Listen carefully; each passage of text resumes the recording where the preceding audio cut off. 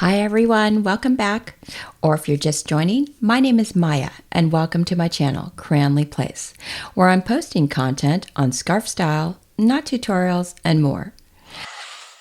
It's that time of year again when some of next season's silk scarves are cropping up here and there on the Hermès global websites.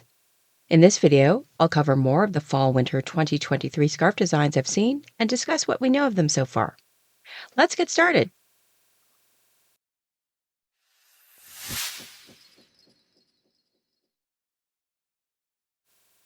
Here's a 45 centimeter silk twill pochette from the men's collection by Dimitri Rybaltchenko. While it's not officially intended to wear as a scarf, there's certainly no rules against doing exactly that if you're so inclined. If you look closely, this horse is made up of a bike chain. The scarf name, Cheval Dechaine, translates to horse unleashed, and we can see that it's a very whimsical play on words, not only of this untethered horse, but also, of course, the bike chain separated from its gear, which has an H right in the middle. So far, I've seen this petite silk twill in 4 colorways, all with contrast hems. And incidentally, this is also available as a cashmere silk rectangle scarf in the men's collection as well.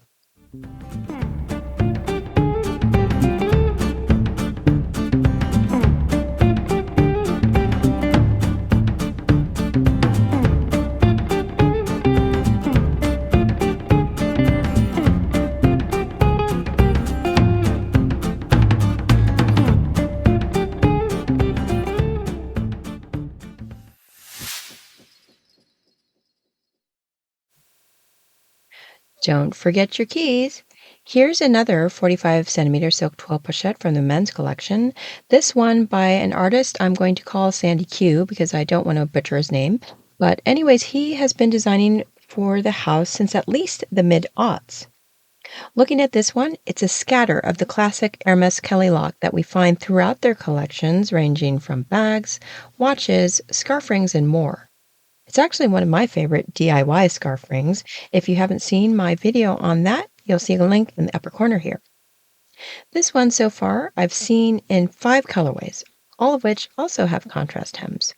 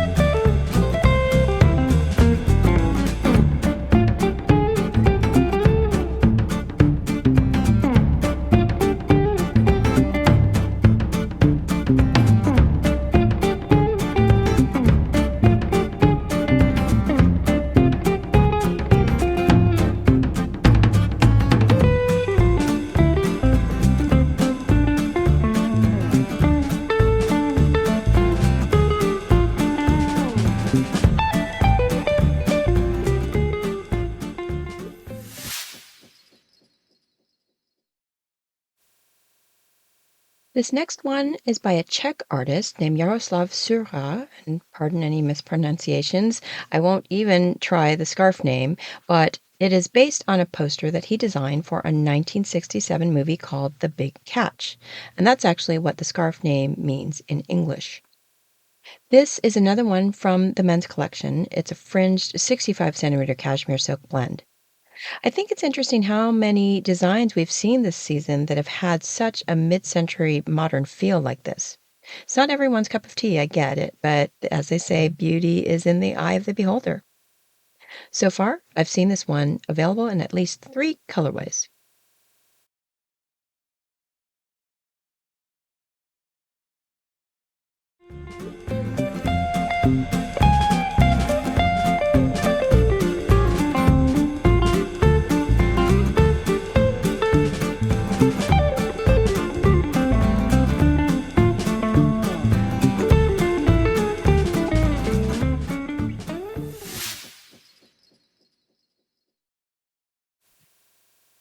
This next one is by an artist I mentioned most recently last week, the reissue of her classic design, Les Voitures à Transformation, in a giant triangle format. Here we have an assortment of horse buckles on a Plumetis silk twill fabric. Look closely and you can see the woven raised dots on it. Now her design, her original one from the late 1970s, was called Bouclerie d'attelage, and that was inspired by pieces conserved in the Émile Hermès collection. This more modern take was originally issued in circa 2017, and that stylized and simplified the original in favor of boldly drawn outlines and plainer colors. Now, so far, I've seen this 70 centimeter silk twill in 2 colorways, and it's also available in a twilly as well as a 115 centimeter cashmere silk blend. These are all in the women's collection.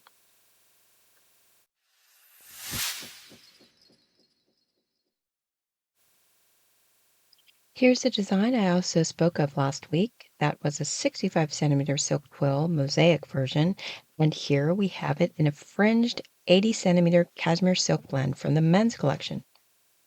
I'm not sure I've ever seen a scarf in this size from the house. Obviously, it's a touch smaller than the standard 90 centimeter or 36 by 36 in inches, and this one is roughly a 31-inch square. Might be interesting, I don't know. Anyways, I've seen this one in 4 colorways so far. They are quite monochromatic, which of course always reminds me of dip dye scarves. I am swooning over the prune and black colorway right now. It's actually very close to what I chose for a DIY dip dye of an older Hermès scarf. And if you haven't seen my video on that, you should check it out.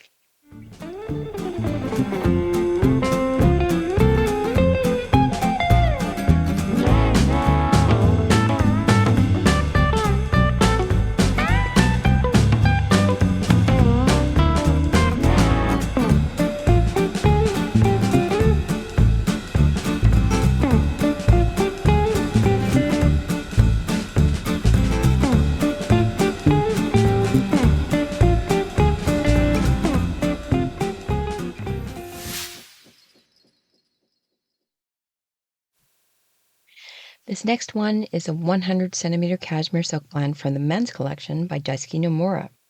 It's an imaginative look into the future where horses are equipped not with smartphones, but smart blinkers that can function as halter, brass, and cheek pieces. Not only that, the blinkers have power steering, navigation, as well as web browsing capabilities. Talk about an upgrade. At any rate, I've seen this one now in at least 3 colorways, all with contrast hems.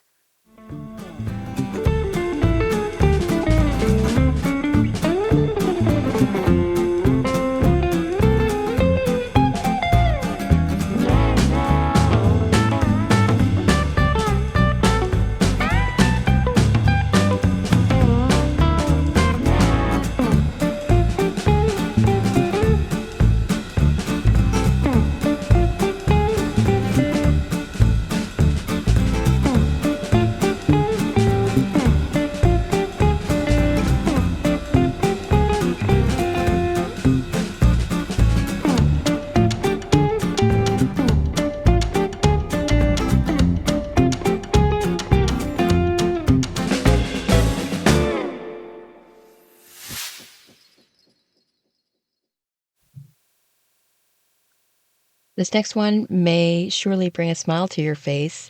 It's another 100 centimeter cashmere silk from the men's collection, this time by longtime Hermès artisan Dimitri Rybaltchenko.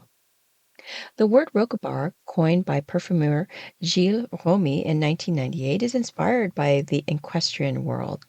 It's a combination of the English word rug and the French words à bar, meaning striped.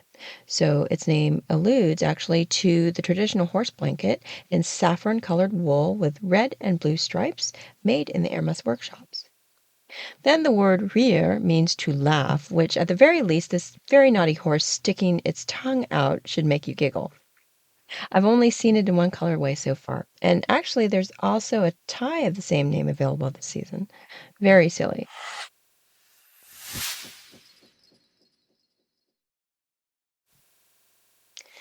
Now here's a cashmere 140 centimeter from the women's side of the house.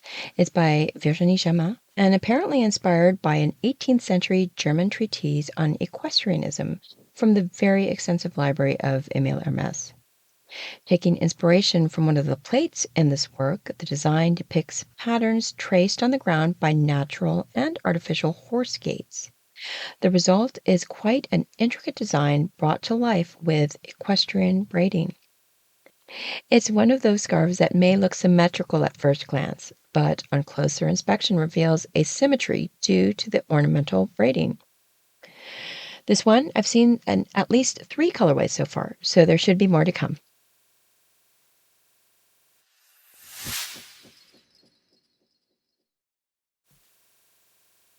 This next Cashmere GM is also from the women's collections. It's a design that many Hermès fans will recognize by Henri d'Origny that's been reissued many times in different formats. It was inspired by a treatise on the art of horsemanship by Antoine de Pluvinel and takes its title from the book. De Pluvinel was one of the first French riding masters and a great influence on modern dressage. Known for his humane training methods of horses, de Pluvinel was a courtier to 3 kings of France, Henri III, Henri IV, and Louis XIII. Now, Bayadere refers to the stripe treatment that the scarf's been given. This scarf is one that I've seen so far in at least 4 colorways, all of which have contrast hems.